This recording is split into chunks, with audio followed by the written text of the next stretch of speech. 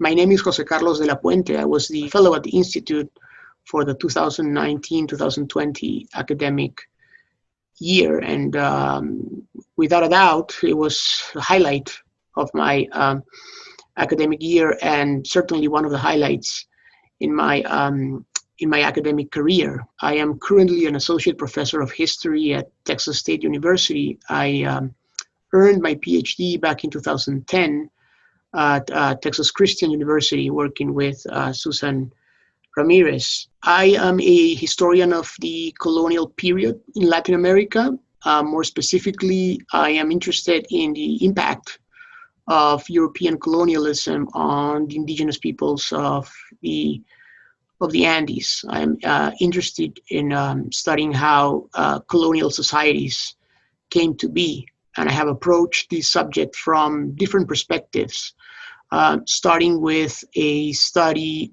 on witchcraft accusations among native lords of a region in the central Andes of Peru, and from that study, combination of legal history and social history, and maybe ethnohistory as well, I sort of branched out into different topics that have, caught my interest for the last, 10 or 15 years. And these topics range from the legal cultures, right, of the Andes, through the study of, litigants and claimants at the court of the Spanish Habsburgs. That was my latest book.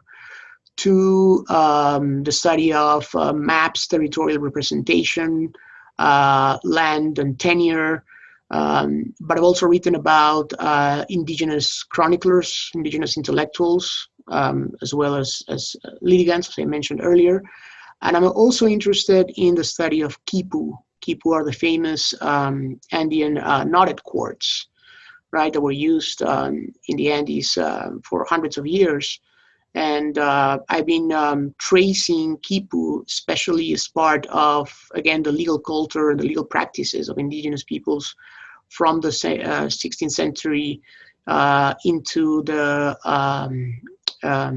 mid to late 19th century even. I have an article that was recently published in Ethnohistory that covers this particular subject. What made the collectives and commons theme at the Institute so appealing to me is that I was about to embark on my next book project. And one of the classic topics of my field, right, is that of the indigenous peasant communities. Now, unlike historians of colonial Mexico, those of us working in the Andes have seen most of our efforts hindered by the fact that primary sources of a really local nature, right, are very difficult to come across. The community is, as I said, a classic topic, right, in the Andes and many other regions. But what I've noticed is that it is usually approached, right, as a thing, as a noun, as a set of institutions, as a set of practices, I guess, less often, as an infrastructure, right, for the collective administration of resources, and so on and so forth. What I was interested in is understanding communities, collectives, and commons also as processes. So the collectives and commons theme offered a unique opportunity to discuss with other scholars working on different time periods, working on different regions, how we could approach the commons, right, as action. These fit very well with, as I said, my new book project, because I wanted to go back to the community with these ideas in mind. So what happens if instead of thinking about commons, we think about commoning? What happens if in terms of thinking about the dissolution or disappearance of the community, we think in terms of uncommoning. What is more, can we think of resources, practices, beliefs that could be uncommon, right, at a certain point, but could become communalized, right, or could be communalized again, right, recommoned in other times? The project I focused on during my stay at the Institute was how to understand land tenure and communities through this processual approach. And my findings, which in part are based on what many anthropologists of the Andes were saying in the 70s and the 80s, and that historians of the colonial period have not always paid enough attention to. My findings were that when you apply ideas of commoning or uncommoning to land, the results are very interesting. We've usually approached this subject as either that lands are either common or private. But what I found through a study of cases, right, from villages in the central Andes, was that land was very fluid, and that in combination with labor, right, you could understand how certain lands, certain fields could sort of come in and out of the commons at different times. I worked on a case of a widow who was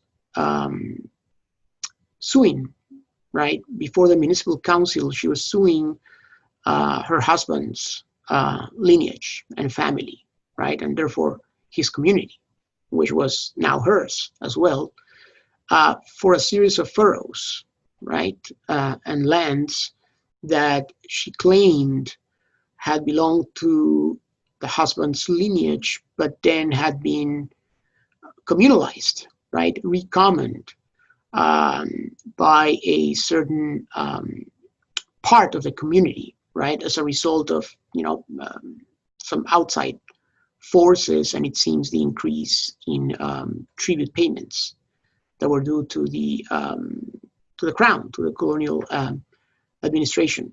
So the case shows really well how the exact same plots, the exact same fields go through these cycles of commoning and uncommoning, right? That help us go beyond, right? The classic dichotomy between private and collective, right?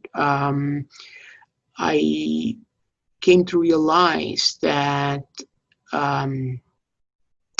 these two things are in a dialectic relationship to each other, and that there are different degrees of individual and collective oversight over the same plots. They're not static. On the contrary, these are changing. These are subject to negotiation. These are subject to different tensions that can be resolved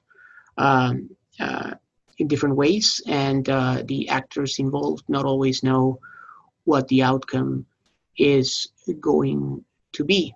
So in this particular case of the widow against her husband's, late husband's family, what ends up happening is that the municipal authorities let the widow keep the lands as a family parcel, but then 2 generations later, her own descendants, right, sell these lands to another group within the community, and those lands become common lands, at least from the point of view of that particular segment of the community.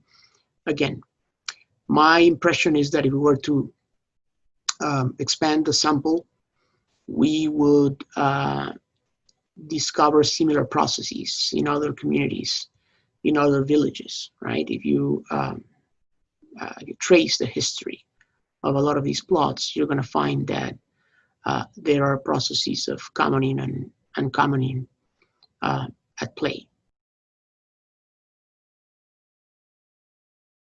So I worked on this case as to lay the foundation for my next book project. I am hoping that my analysis will become the basis of one of the chapters of my next book. I was able to work on an article draft that came out of my workshop presentation, in which I really benefited from the comments of the faculty and other fellows and in general the UT community. And I was able to submit that article to a journal for review. But as I said, my analysis of this case is hopefully going to be part of my next book project, which is going to try to trace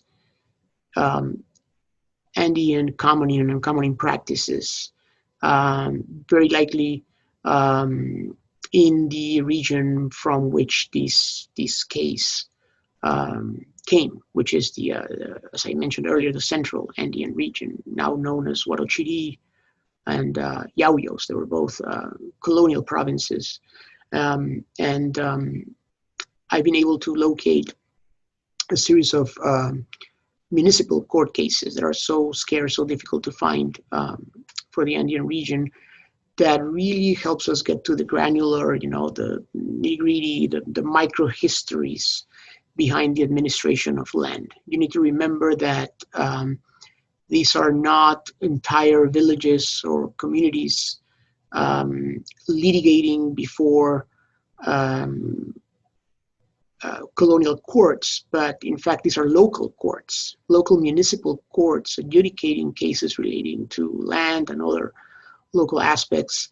And these are cases that were not necessarily meant to be seen, right, by outsiders. So it really provides a very sort of intimate look at indigenous communities during the 16th and the 17th century. So I think this is going to be the source base for the book project I am working on now. Well, there are so many things I could say about that. First, the obvious, it was a real pleasure to work at the Institute, right? To have access to library resources, almost unlimited, right?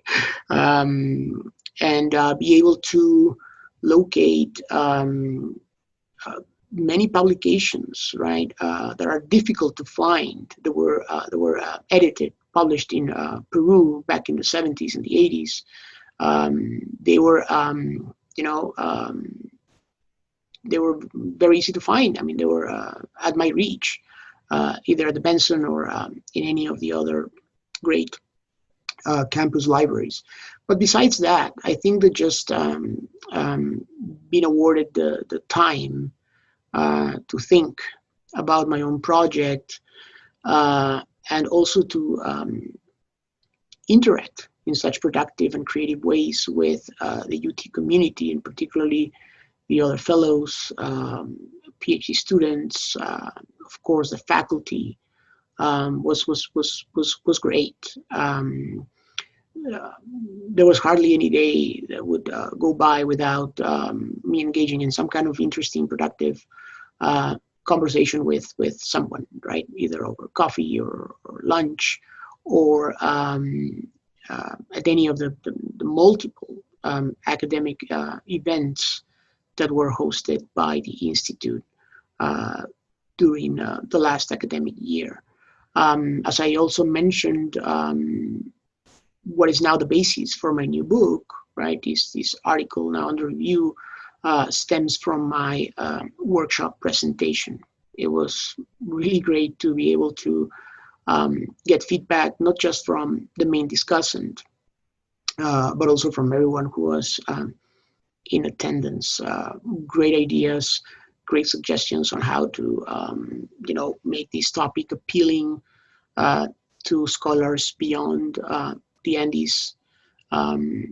Was certainly, I think, something that I really really appreciate. I think it would have been very difficult to get sort of a jump start for my next book project had it not been for the kind of environment that the Institute helped create for me. And for that, I am very grateful.